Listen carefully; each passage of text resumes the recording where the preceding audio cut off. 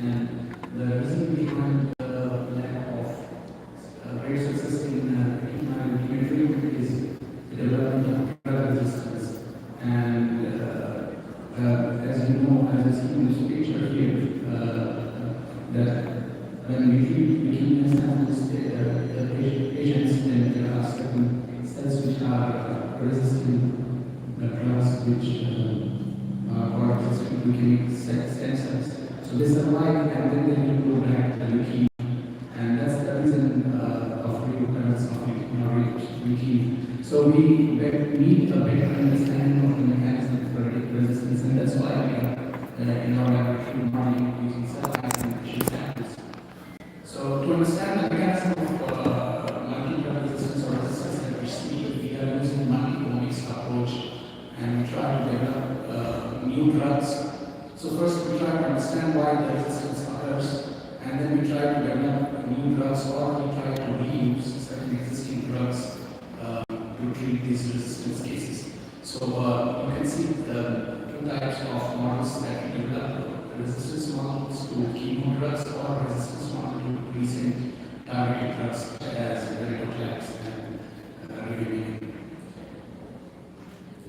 So in the coming few slides, I will describe to you how we develop resistance to chemotherapies. Like we have developed resistance to cytarabine, etoposide, and adenomycin. So in lack of time, I will describe mostly adenomycin resistance. So we model the adenomycin resistance in cell lines using K562 cells which are exposed to increasing doses of adenomycin, and specific clones of high resistance cells were selected and characterized further. So, as you can see in the graph here, the K562 cells and the resistant, emerging resistant clones show great difference in the IC50 values representing the higher generation of resistant clones. So, we looked by some genomics approaches, and we did performed assays where we found out that the ABCD1 gene is highly expressed in these resistant clones. And not only that, so what eventually happens in these K562 cells is these drug flux clones, which are here at the top, they are highly upregulated. And as a result of this high expression of drug flux clones, the cells throw out the drugs and become resistant to not only adenomycin but also other drugs which are listed here on the right side. We looked deeper and we performed CTH and found that chromosome 7 was highly amplified, and the region which contains ABCD1 gene was the region which was highly amplified in chromosome 7, resulting in overexpression of ABCD1 protein, which is a pump that throws the dyes or drugs out of the cells. So we tried to refurbish an old model where we can detect by flow cytometry ABCD1 mediated efflux.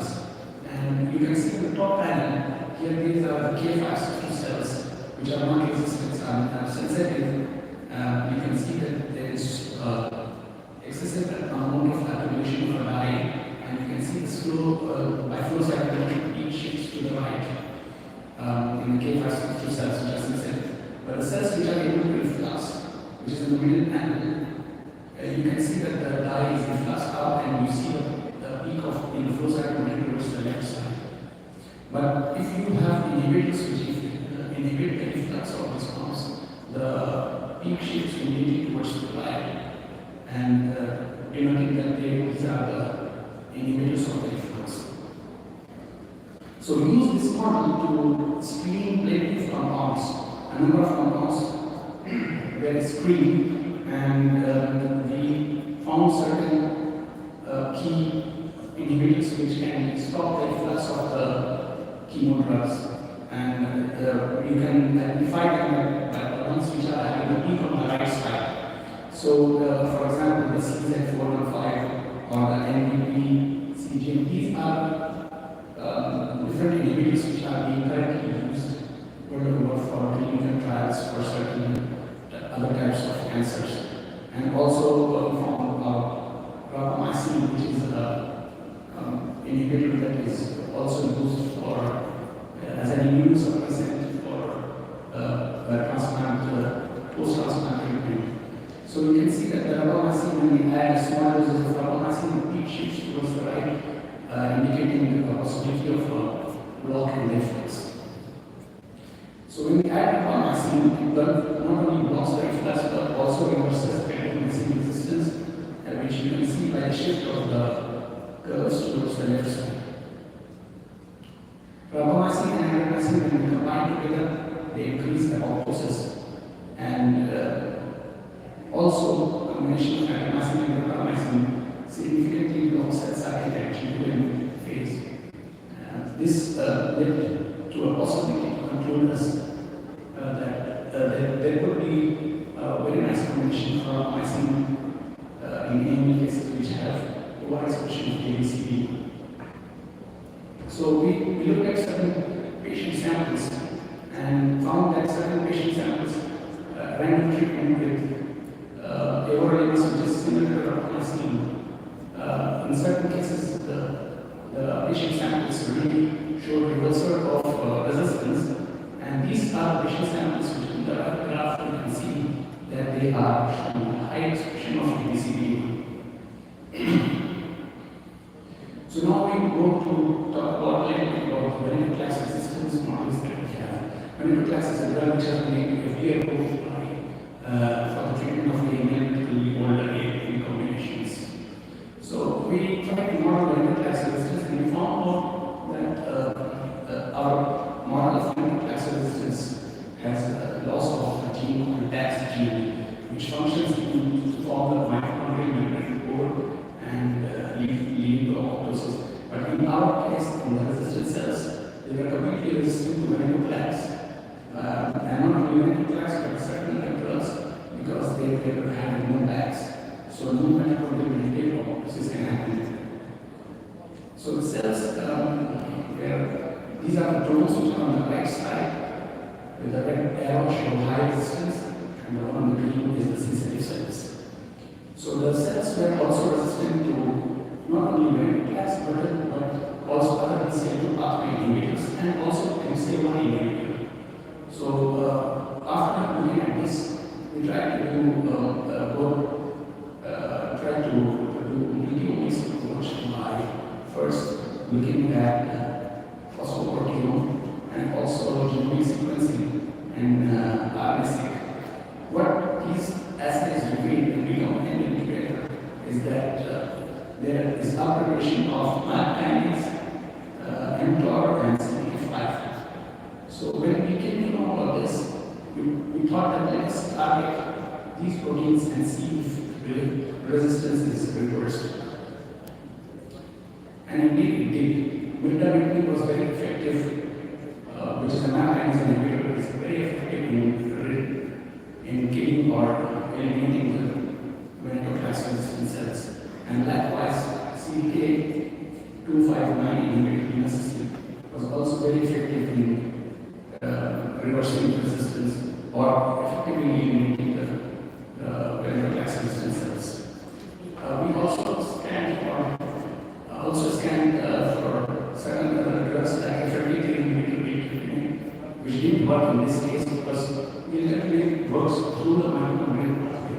So it did show resistance, and also the menin inhibitor revenue shows resistance. While sorafenib, which works through inducing apoptosis, it's not mitochondrial, not through the mitochondria, does work here. So we also found a novel compound which is called INFLOR. It worked very efficiently in the elimination of resistant cells, and this drug was developed in our university and the Department of Pharmacy.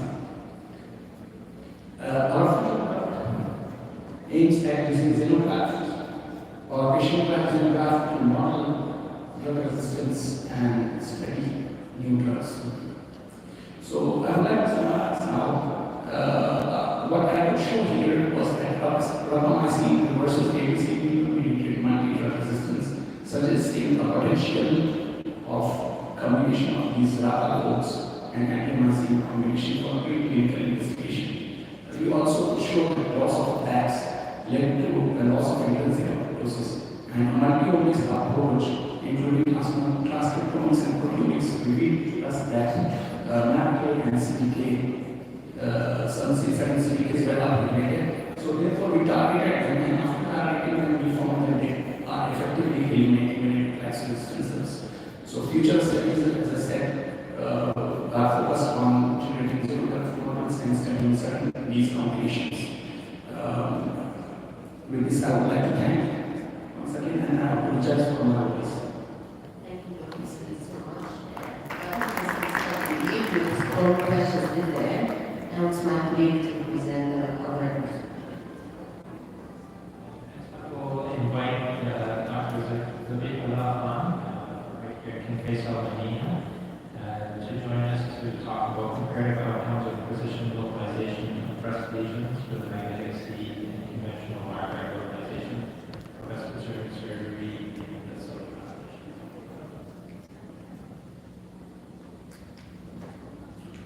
Assalamu alaikum. Good evening to all. Because again, I'm the assistant consultant in oncology working in breast department and being president of the Nora. I'd like to thank the organization for offering this opportunity to present my study. Representing the comparative outcomes of seed versus wire localization in breast cancer surgery in the population. While going on the study, I'm taking you to the introduction, the wire localization of breast lesions, the seed localization, the ratio, methods, results, and conclusions. As you can see on the left side, you have a picture of a specific diagram demonstrating the wire localization system incision, and the lower one is the maximum localization system incision. The maximum is more precise and present the lesions than compared to the wire. In addition, as you all know, the breast cancer is common cancer in women all over the world and also in Saudi Arabia. 20% of breast cancers, they are picked as screening and they are instantly treated. Screening breast lesions are usually compatible, and this mandates us to put a marker so that we can size it precisely. Most common surgery basically is breast cancer surgery for these lesions. As you can see in the picture, we have replaced the breast mass putting V-bars, which is called bracketing. Basically, we are trying to localize the lesion. We are going to size by putting wires around it. It's a technical breast cancer surgery for especially clinical lesions. The benefits to the wire is available universally, and it is cheaper when compared to the other localization methods. The drawbacks are it's less precise. There is a risk of distortion to the wire. That's why we need to perform from the other surgery. It makes surgery a bit challenging because it may involve minimal high tissue volumes, and we would explain the operating because we need to put the wire in the also prior to surgery. Coming to the seed utilization, we have basically seen newer devices for seed utilization like magnetic and radio frequency seeds. Benefits are they are more precise, they're more easy to place. It's the same as split market basically in the breast region, shorter limit of the results, and the most important advantage is the end place at a very advanced surgery, a couple of days prior to surgery. The drawbacks are expensive. Each seed costs around $3,000 per seed, and there's a possibility that we will boost the market during incision, which is also possible to wire. So the ratio for our study was we basically had wire available in our institution from the lab, and we used that seed as a new localization device in the year of 2022. So we designed this study to compare the vaccine with conventional wire localization, comparing the outcomes to vaccine versus wire. Our main aim was to assess the accuracy, timing of the utilization, excision volumes, and incision rates,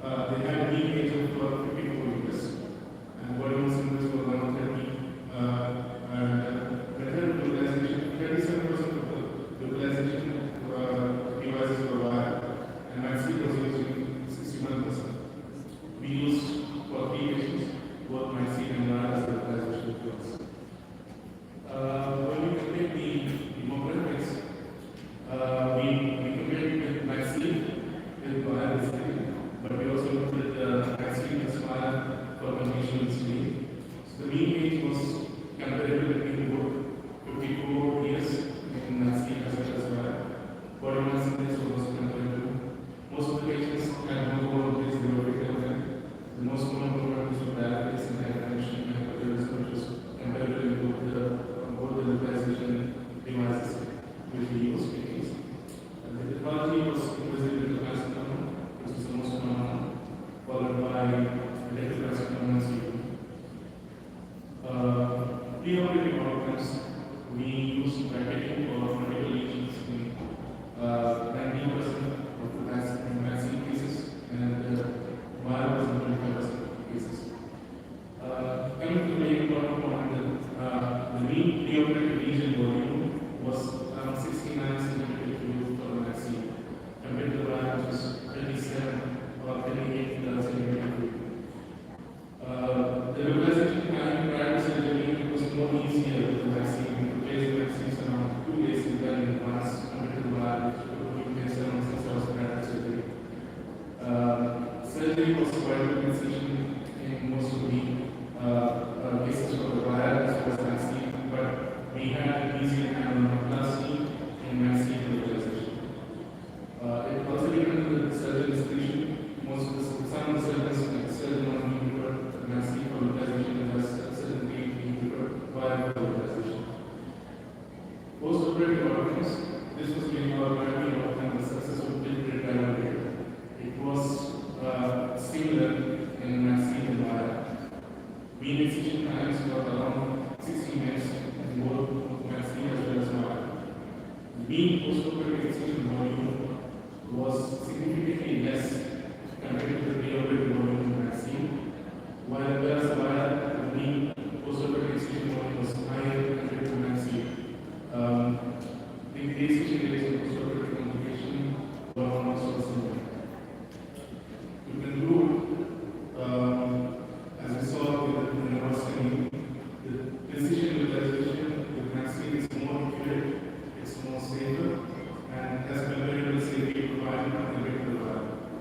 Vaccine gives us more flexibility in localization and surgery. We can place it a couple of days later in advance. Vaccine offers more precision localization with lower volumes of excision. When we compare the high efficiency volumes as compared to the virus. Vaccine offers higher efficiency and better escape results for breast cancer surgery, justifying the initial cost, as I mentioned, the cost of vaccine is higher compared to the virus. So this was my conclusion of the study, and thank you all for being with us. Any questions from you?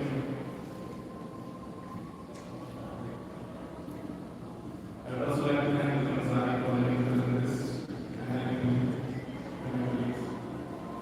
Thank you. And we'll open it up to the audience for any questions at this point.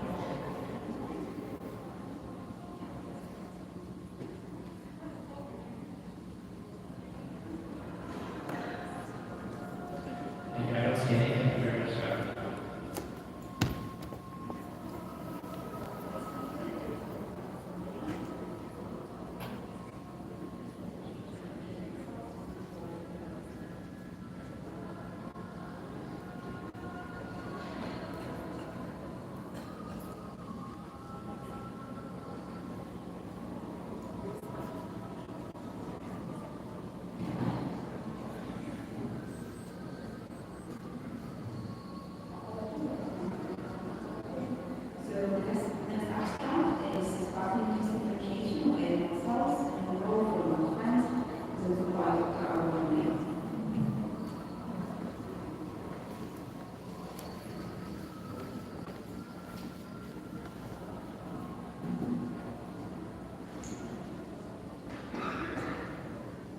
Hello, I'm Dr. Awad from CAUS, and I'm here to present my research project titled Cisplatin-Induced Differentiation of islet cells in the role of variable effect.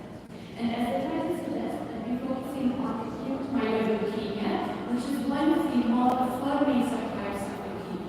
It is the most common form of acute leukemia, mostly affecting the elderly population.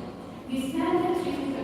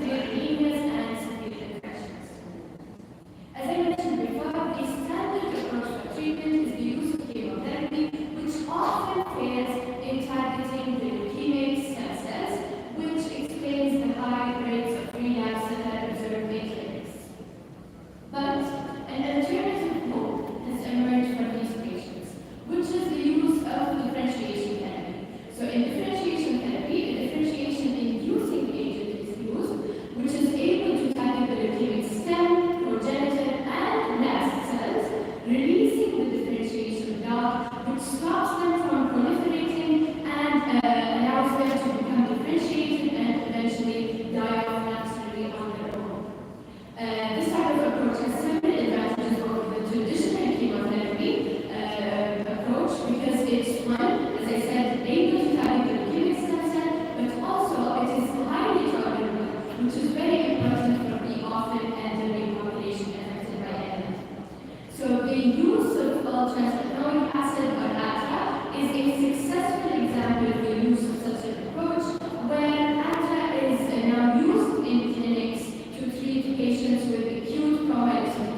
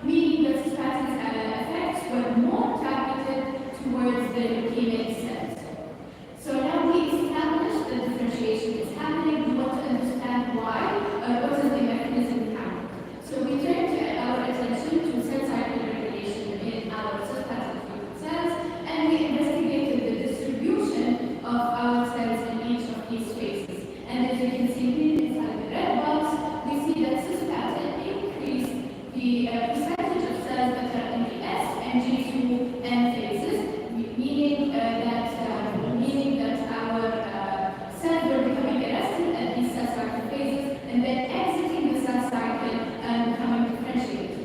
So what is responsible, or who is responsible for this? And as we investigated the levels of the P21 protein, which is a master regulator in the cell, regulating several processes, including differentiation and cell cycle. So, and we see that cisplatin increases the level of this protein. We wanted to also understand what are the pathways that are affected by P21. So we performed single cell RNA sequencing, and we see that cisplatin increased the level of genes that are associated with differentiation, and also the level of genes decreased the level of genes that are associated with chemoresistance, which is very good for us.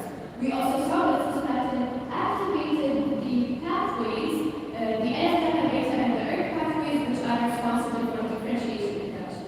We also wanted to actually investigate the efficacy of cisplatin in vivo, so we used an immunocompromised model, which we injected with our AML cells, and then with cisplatin, and we see that cisplatin was able to significantly reduce the percentage of engrafted cells, either alone or in combination with active. We also see in a solid tumor model that cisplatin was also able to induce differentiation in these cells in vivo, as indicated by the CD11 count. We also wanted to test cisplatin's activity on normal or healthy immunocompetent mice, so we injected them with cisplatin and looked at bone marrow, the number of cells in the bone marrow, and their distribution in the different lineages, and we see that there was no significant or notable change in these number of cells after cisplatin. Now, just before I conclude, I want to remind you of the questions that we started with, which is that we wanted to investigate cisplatin's ability to induce DNA damage that can promote differentiation, and what would be the mechanism behind it. And indeed, we were able to prove that cisplatin induced DNA damage that promotes differentiation in blast and leukemic stem cells and in AML patient samples, and this was the case in both in vitro and in vivo settings. We also saw that this differentiation was mediated by an halt or an arrest in the cell cycle that was mediated by P21 increased levels that activated the NF-kappa beta and the ERK pathways. Our future goals, or actually what we are currently doing, is that we are testing cisplatin's effects on patient-derived xenographic models using the samples that are previously discussed.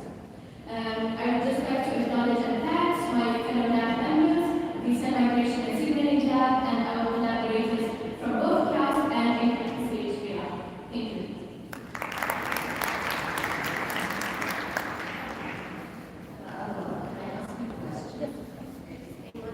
Question from the crowd. First of all, thank you for such outstanding stuff. Really. Just you raised a very important issue with the differentiation and immunology. And you didn't mention about the differentiation syndrome and sleep. Do you think it will help us to avoid that and reduce differentiation and sleep? Yes. So that's a very good question. I'll say I'm not a clinician, I'm a molecular researcher, but from what I've read from the effects of differentiation syndrome, that it can be highly treatable with steroids, as I understand. So I think it's a lesser evil than AML, but it will be very interesting to see the effect in a clinic of using both alpha and cisplatin. Perhaps differentiation syndrome can be avoided. I think it is a very important issue. I just put it in mind for society research. Yes, yes, very good, because I do not have a clinical background, so I'm always interested in what clinicians have. Thank you. It was a great. Thank you so much. Thank you. So the next speaker is Carl Hoffman, Laboratory Engineering Models, Oncology, and Oncology. Agents for the operator.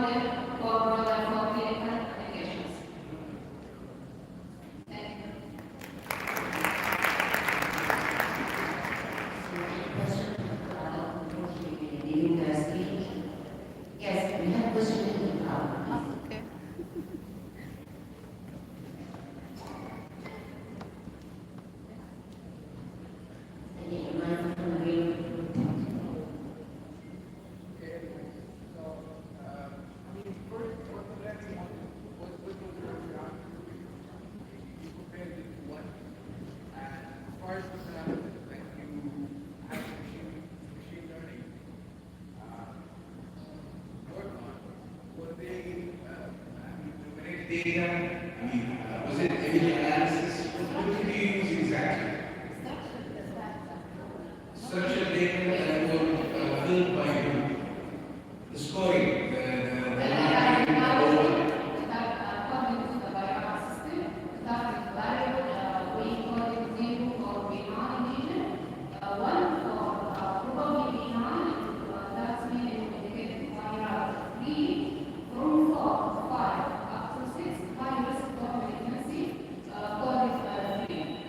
okay, but how different would that be from the BARAC system? Because the BARAC system is done the resolution put all these features, and then they will say probably behind, probably negative, iris suspicious of many. So how?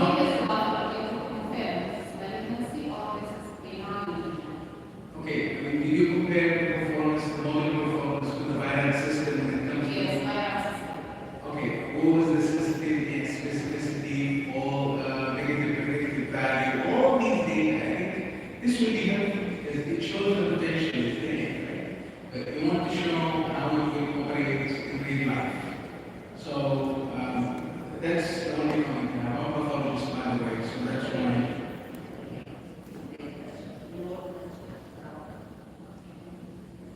So thank you so much. Lastly, but not the least in our program, we will have his work will be around program testing and tumor suppression and its impact on cancer-specific survival in patients with muscle-invasive bladder cancer. So floor is yours to that.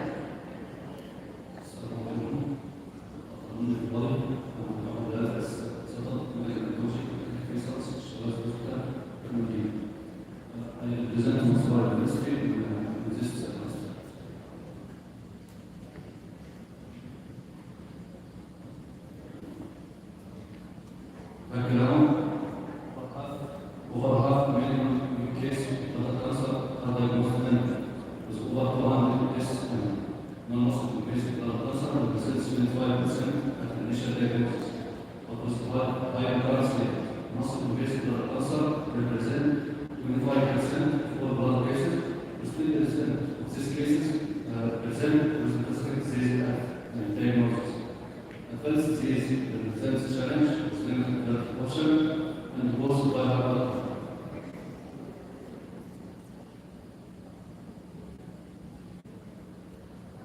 immune checkpoint inhibitor represent a major milestone in treatment of bladder cancer, with 11 approval in 9 years.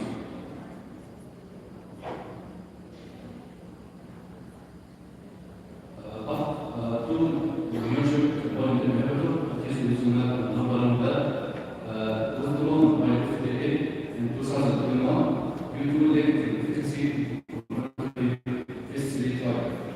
PDA2 represent national resistant risk and would explain this blockage.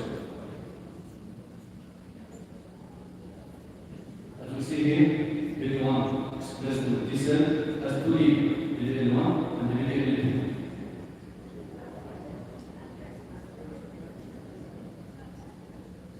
PD2 is regulated by two positive regulator markers, STAT6 and neural factor therapy, and one negative regulator marker, STAT7. So, in our study, suppress PD2 expression, assess PD2 expression for muscle invasive bladder cancer, and evaluate gene expression of STAT6, STAT7, and neural factor therapy in muscle invasive bladder cancer. And also investigate association between these biomarkers and the clinical pathological biomarker, progression-free survival, and cancer-specific survival. Study design, retrospective cohort study, 99 patients, urothelial muscle invasive bladder cancer at National University, diagnosed between 2015 and 2020. We only included urothelial muscle invasive bladder cancer and exclude non-muscle invasive bladder cancer and the variant testing.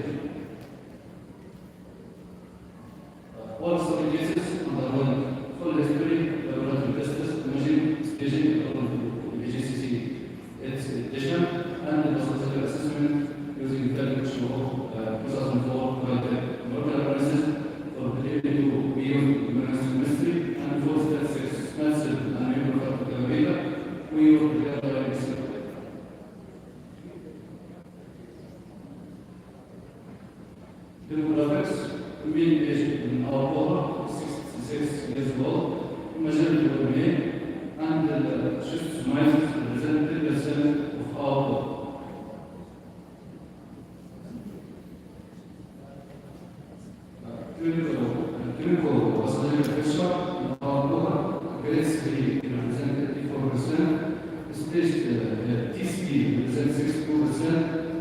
N0 represents 73%, with only 10% M1.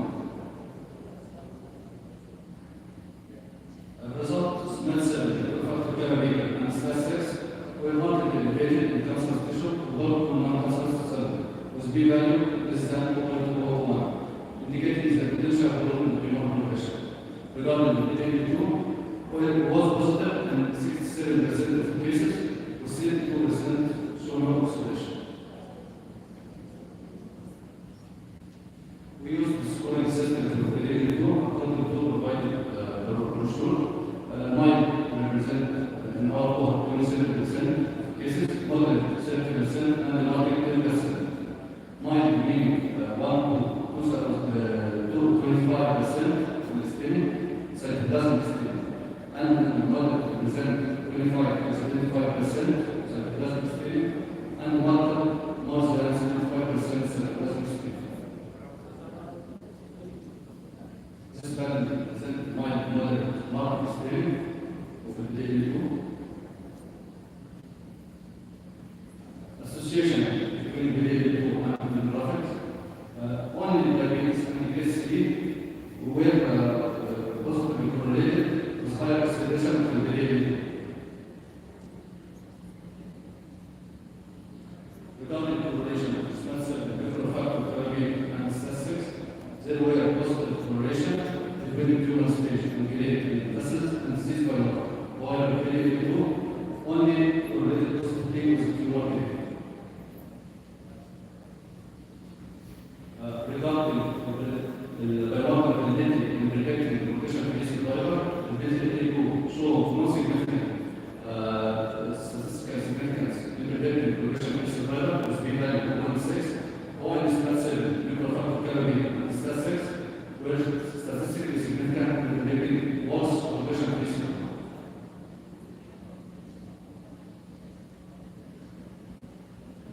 This is okay. Regarding the survival analysis, the PDA2 show no significant difference in predicting survival rate with p-value 0.2, while in the factor therapy and the STAT6 had significant lower cancer-specific survival, and the STAT7 showed no significant impact in cancer-specific survival with p-value 0.2.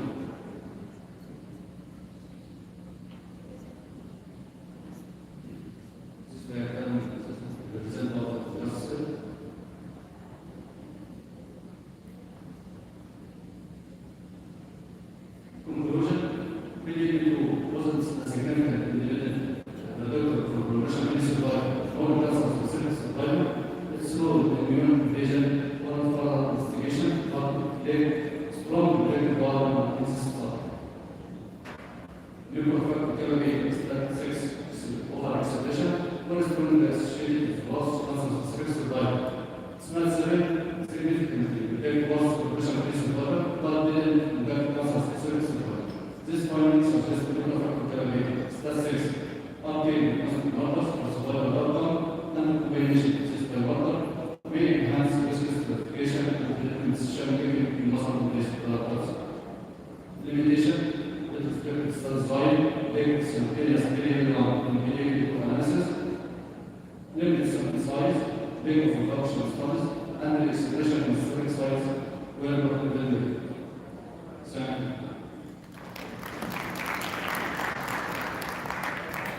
Any question?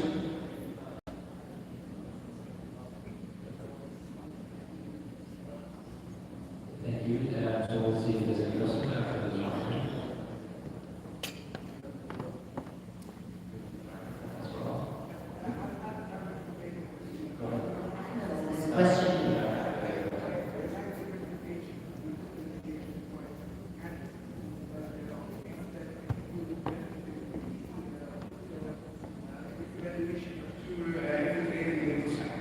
Because these go around PDL1.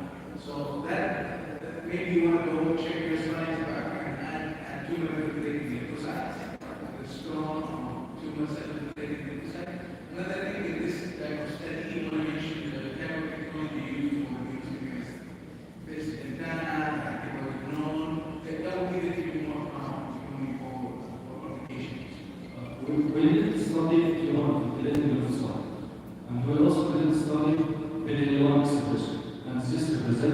implementation in our staff.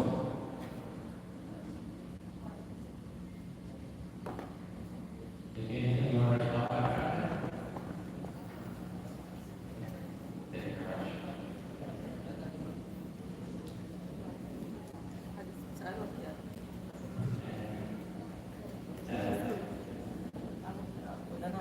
much. I will join us to present the abstract award. I was head of medicine at the place of looking and the chair of the conference.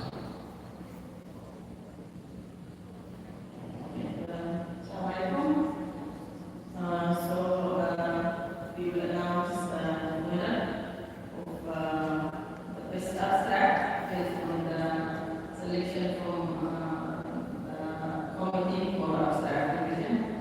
And his name is shown on the screen. So far, we're still very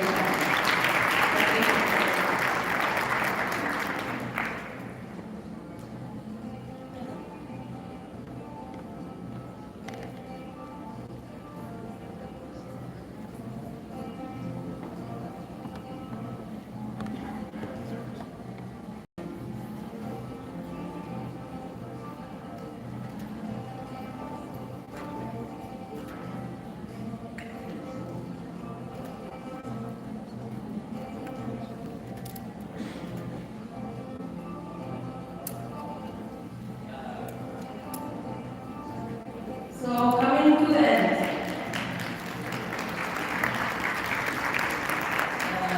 I'm standing here really proud of the success alhamdulillah we made with this version of the POSS. And the main success is your presence at this time, honestly. So thanks for your presence. But we cannot conclude without appreciating the real people behind success. So I'm believing that yes, this will never happen without a real army in the back. So I want to recognize the great effort from the team who organized the whole event live presentation. So if they can come to the stage, just to recognize them. Hassan and the team, live presentation.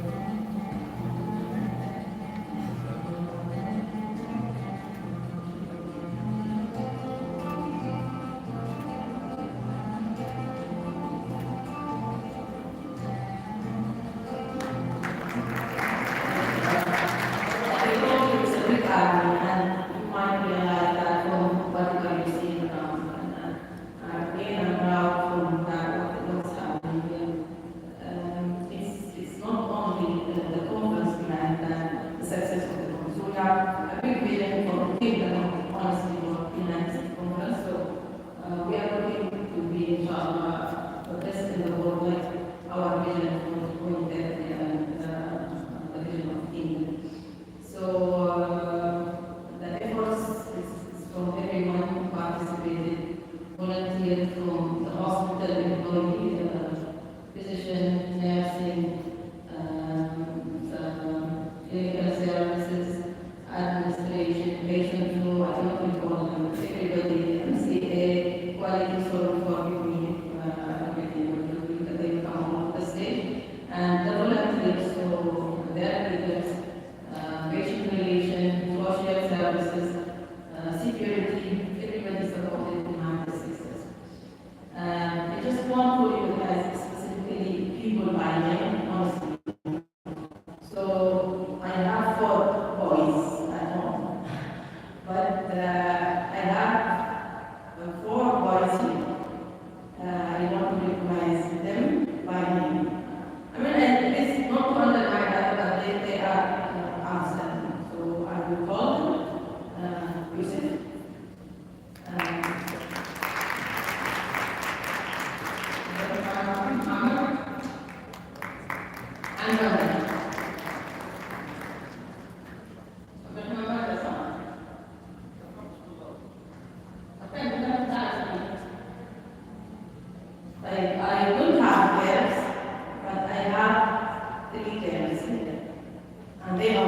they are good. Imagine. Amna, Rasha, and Sama.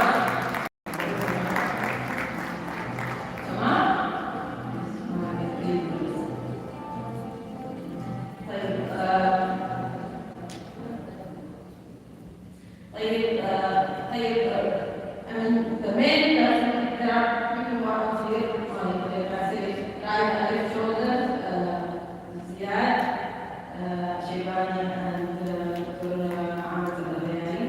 Great appreciation for their efforts, so I thank you for this speech. And the big person who is Al-Arab, who is my shadow, to whom I can give this success. Thank you.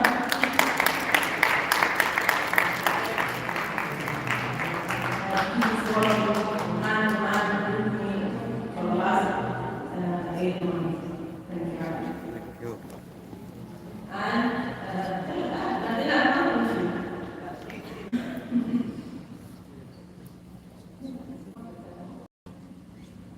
I mean, the whole team, I don't want to mention by names, but there are some leaders leading big tasks. I get from the whole task force of volunteers. So I cannot recall everybody, but you know all the people on the team of the organizer come. So when I see you, I can recognize them. I ask them to come from before, so please.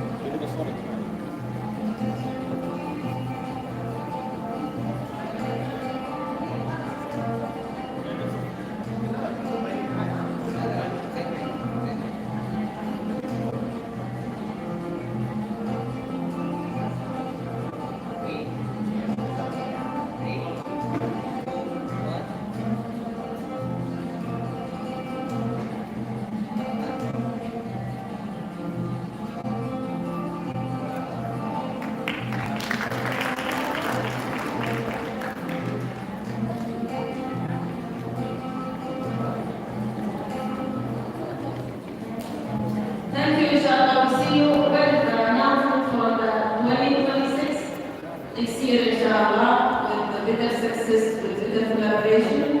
Again, it's a big vision behind this